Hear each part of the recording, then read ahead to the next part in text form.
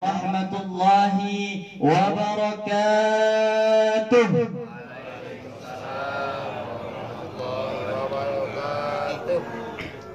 Innal hamdan wa syukran lillah, amma ba'd.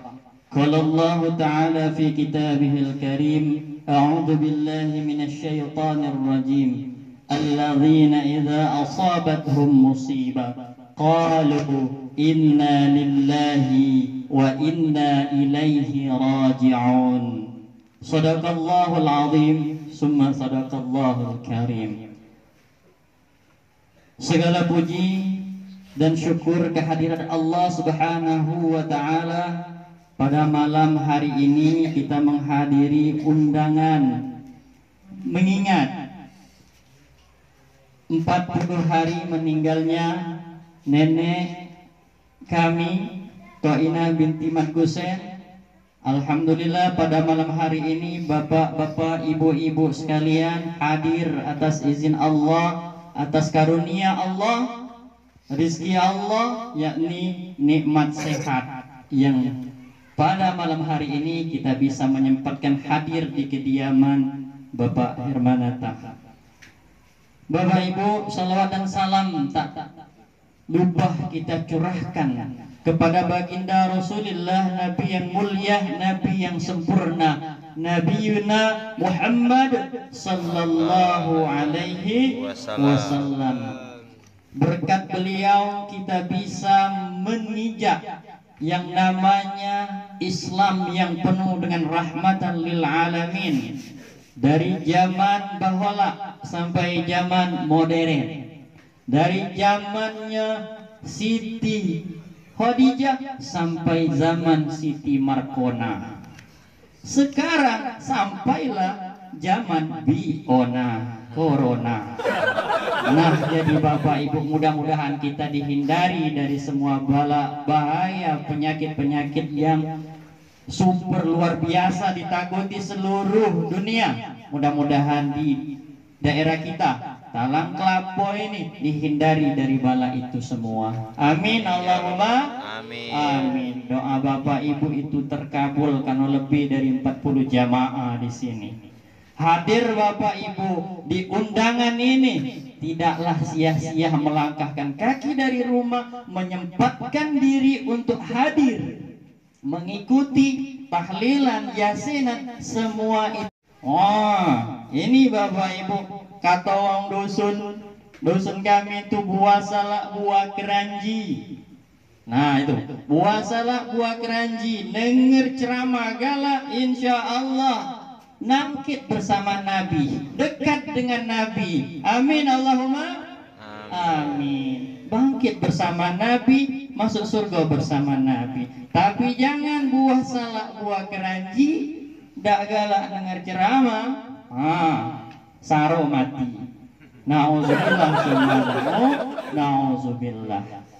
Jadi Bapak Ibu sekalian yang kami hormati, sekcam yang hadir, Bapak Ibu yang lain, Bapak Ibu ya tidak bisa saya sebutkan semuanya. Yang besar tak bisa dihimbau gelar, yang kecil tak bisa disebut nama. Namun tak lupa saya takzim kepada Bapak Ibu sekalian, hormat kami kepada Bapak Ibu sekalian. Kami masih junior di sini. Ada ustadz dan ustazah mungkin di sini, mohon maaf andai kata ada kata-kata yang salah, mohon bimbingannya Bapak Ibu sekalian juga.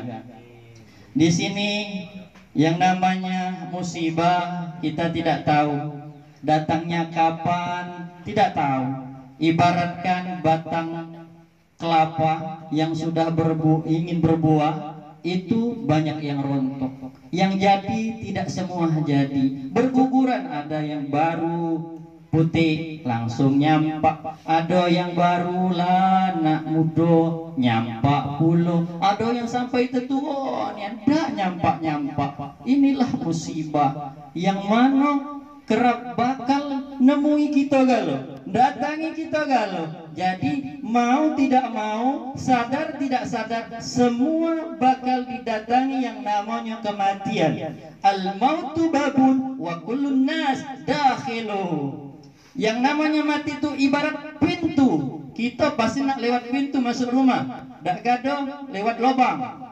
Dak gado lewat pintu. Siapa wae pasti melewati pintu. Pintu rumah masuk. Nak keluar lewat pintu. Itulah ibarat kematian. Namun kematian ini jadikanlah suatu iktibar dalam hidup kita. Lebih semangat untuk mencari ridha Allah. Semangat kita beribadah kepada Allah. Tinggal dunia di depan mata, kita sudah menemuinya, kita melihatnya, bagaimana keadaannya, kaku terbujur di situ. Tidak bisa berbuat apa-apa. Masih bisa makan tak kira-kira kalau kita meninggal? Tidak.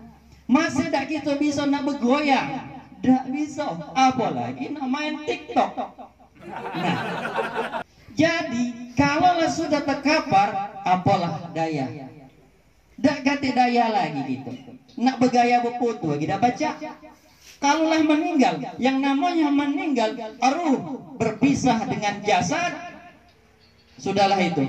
Tidak bisa apa-apa. Tinggal amal ibadahlah yang bakal kita bawa untuk menghadap Allah Subhanahu wa taala. Maka di situ Allah terangkan dalam Al-Quran, alladzina idza asabatuhum musibah qalu inna lillahi wa inna ilaihi raji'un. Kita terjinguk musibah. Kalau kita terjinguk musibah, kita yang kena, uang kena, kita selaku umat Islam wajib menjawab, mengucapkan inna lillahi wa inna ilaihi raji'un. Semuanya dari Allah, bakal kembali kepada Allah. Harta benda, anak, istri, suami, semuanya milik Allah. Milik Allah. Jika kita berpisah dengan mereka, tentu sedih. Tentu sedih. Tapi jangan sampai meratap. Meratap jamano, nangis boleh, tapi meratap tidak boleh. Sampai ngoyak-ngoyak ke baju. Ngapa kau ninggal aku? Akrek-akrek ngoyak baju sampai punya karir rai lah bagus, jadi jahat. Apalagi rai lah jahat, tambah jahat, hancur. Ngapa? Tak nerima ketentuan Allah Subhanahu wa taala. Jangan sampai cak itu. Jangan sampai. Tetapi kalau kita melihat musibah, sudah kita ucapkan inna lillahi wa inna ilaihi raji'un, lalu kita bakal mendapatkan tiga yang kita dapatkan di hikmah yang namanya kematian. Hikmah itu apa? Pertama, ulaika sholawatu. Kata Allah, sholawatu rabbihim. Sholawat, ampunan, keselamatan dari Allah, rahmah, dan rahmat dari Allah yang kedua. Lalu yang ketiga, wa ulaika humul muhtadun. Mendapatkan petunjuk dari Allah. Mendapatkan ibadah kita kepada Allah. Kalau tidak, berarti kita tidak mendapatkan petunjuk muhtadun tadi. Kita mendapatkan rahmat, kasih sayang Allah. Kita ingat dengan kematian, ya Allah, aku nak ganti amal, aku nak semayang balikin. No, aku ni banyak duit, aku nak sedekah pula. No, aku ni besar jabatan, aku ni bisa dah, aku ni amanah dengan masyarakat aku ni. Itu yang diharapkan ketika kita datang takziah tempat kematian. Adakah yang membekas dalam hati kita untuk memperbaiki diri kita ke depannya nanti? Bapak Ibu, ku jingok di sini lah uzur galau, rambut lah ubanan, lah mulai rontok, gigi lah ngangsur gugur. Nah itu langsur gugur gigi tadi. Alamat masuk, nah masuk kubur. Kira-kira ada tak amal ibadah yang baik yang kita bawa di sini? Mudah-mudahan dengan adanya hikmah ini, hikmah kematian yang kita datangi di sini, jangan disalahkan. Oh, tahlilan itu luar biasa.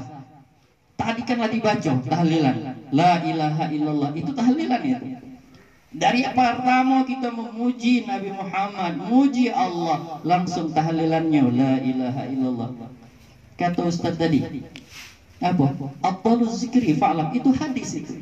Qala Rasulullah sallallahu alaihi wasallam, afdaluz zikri fa'lam annahu la ilaha illallah. Rasulullah sallallahu alaihi wasallam bersabda, seabdal-abdalnya zikir adalah la ilaha illallah. Pahalo beguncang aras itu oleh malaikat.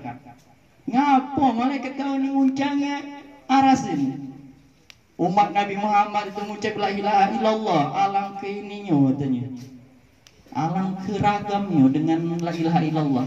Apa kendak dia? Tidak tahu. Dia kendak dia pengen bahagia dunia akhirat. Sudah anjung. Kita dapat malam ini. Diajak jamaah puluh, ya kita diajak. Apa salahnya di situ? Tidak ada salahnya. Apalagi yang tadi, subhanallah wa bihamdihi, subhanallah wa bihamdi, subhanallah wa bihamdihi, subhanallahil azim. Itu apa kata Nabi?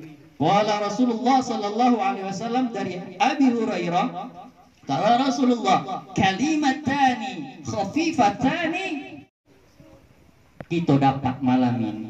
Diajak jamaah puluh, ya kita diajak. Apa salahnya di situ? Tidak ada salahnya. Apalagi yang tadi, subhanallah wa bihamdihi, subhanallah wa bihamdi, subhanallah wa bihamdihi, subhanallahil azim. Itu apa kata Nabi?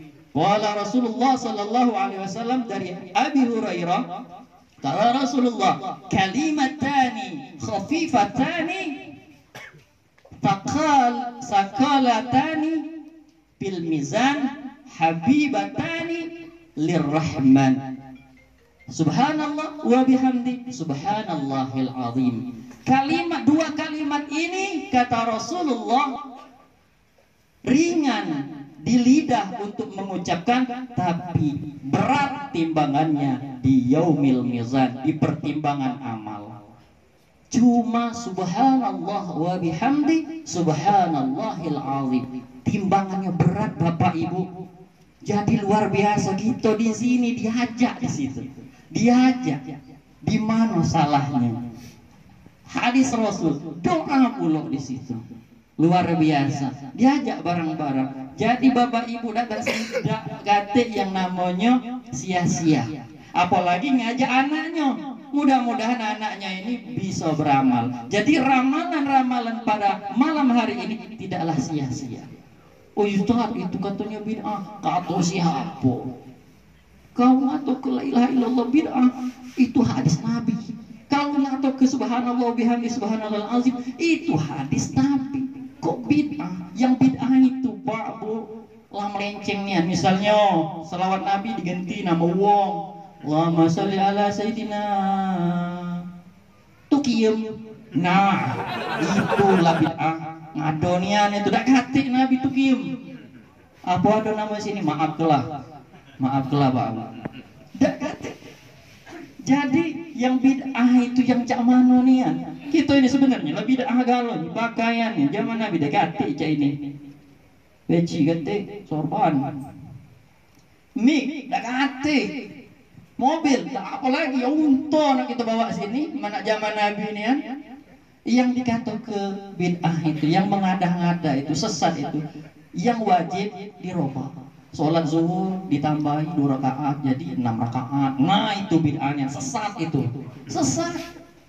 Kalau yang lain, cak ibadah ini adalah fadailul a'mal, keutamaan untuk beramal, untuk nambah amal. Nah, pokoknya pakai duit. Dirobahlah di zaman Sunan Kalijaga. Akhirnya diterapkanlah di perkumpulan, dijadikan kumpulan tahlilan ketika ta'ziyah. Ini baik. Inilah namanya bid'ah hasanah, bukan bid'ah dhalalah. Bid'ah dhalalah itu yang sesat tadi, yang menyalahkan.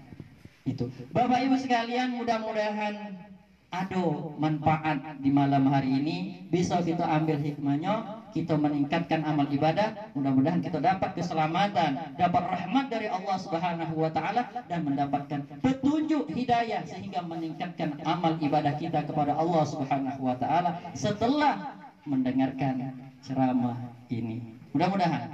Jadi disiarkan bagus yang namanya tahlilan. Ini disalah-salahkan.